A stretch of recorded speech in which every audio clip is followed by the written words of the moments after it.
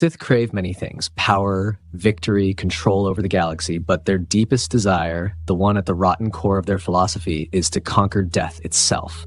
To a Sith, death is the ultimate failure, the final proof that one was not powerful enough. Deep in their lore is a technique so powerful and so corrupting that it promised eternal life, but at a terrible cost. For this video, we will go over one of the most forbidden of all Sith rituals: essence transfer. First, to understand this power, we have to travel back thousands of years into the history of the old Sith Empire. While many Sith tried to live forever using crude methods that left them twisted and broken, one Dark Lord looked for a more terrifying solution. His name was Darth Andeddu.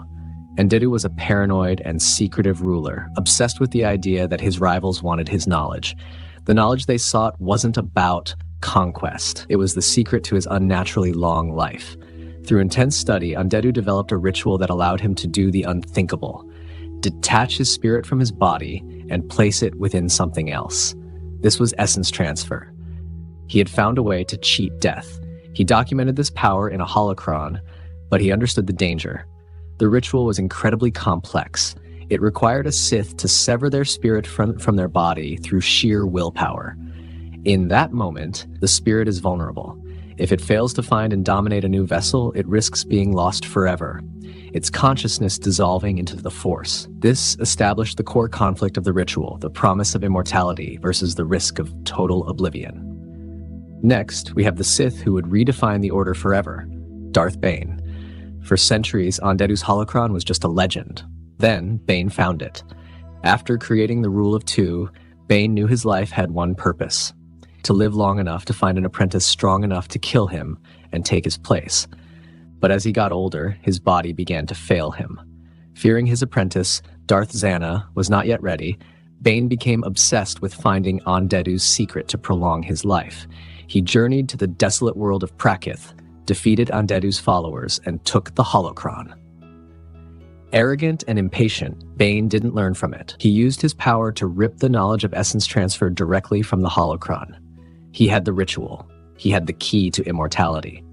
The final duel between master and apprentice took place, not just with lightsabers, but with the raw power of the Force. As Zana gained the upper hand, a dying Bane played his final card. He unleashed the essence transfer ritual, his spirit tearing free from his body to seize control of hers. But the ritual had a critical weakness. It is nearly impossible to successfully possess a vessel occupied by a strong and unwilling mind. Darth Zana was a master of Sith sorcery and just as powerful as her master. She fought back. Her will crashed against his in a battle inside her own mind. In the end, Zana's will prevailed. She repelled his spirit, casting his essence into the void and destroying him. The transfer had failed.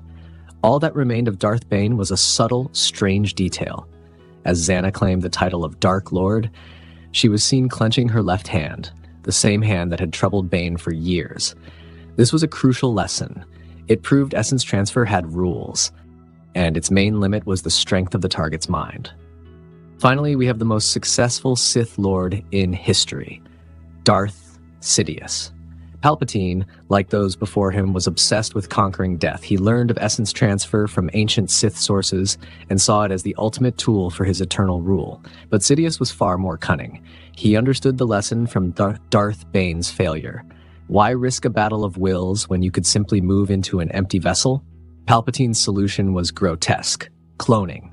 He established secret facilities on the dark side world of Biss, creating stockpiles of inert, vacant clone bodies.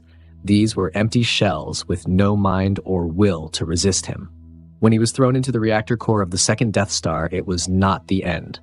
As his original body was destroyed, Palpatine unleashed the ritual, sending his spirit across the galaxy to one of his waiting clone hosts. This is the story of the Dark Empire comic series. The Emperor had returned. He had, in a way, bypassed the ritual's greatest limitation. He achieved a form of immortality, but this victory came at a horrific cost.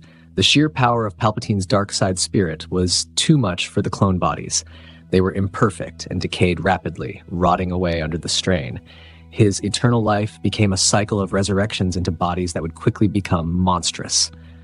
This was not the clean immortality of a god. It was a desperate, constant struggle against his own decay. Palpatine's success only proved the ritual's forbidden nature. He had cheated death, but in doing so, he had trapped himself in an endless cycle of rot and rebirth. While Palpatine's use of clones is the most famous example, other Sith used similar, related powers. The ancient Sith Lord Exar Kun performed a desperate ritual, sacrificing his warriors to shed his physical body and bind his spirit to the temples of Yavin 4. He became a malevolent ghost that would linger for millennia. Another ancient Sith, Karnes Moor, bound his spirit not to a place but to an object, a talisman that would possess anyone who wore it. These different techniques all show the same core idea, the refusal to accept oblivion no matter the cost. Essence transfer ultimately stands as the ultimate expression of the Sith philosophy, power at any cost. It is a profound violation of the natural order born from the fear of becoming nothing. The ritual promises everything, but as the decaying emperor proved, cheating death is not the same as truly living.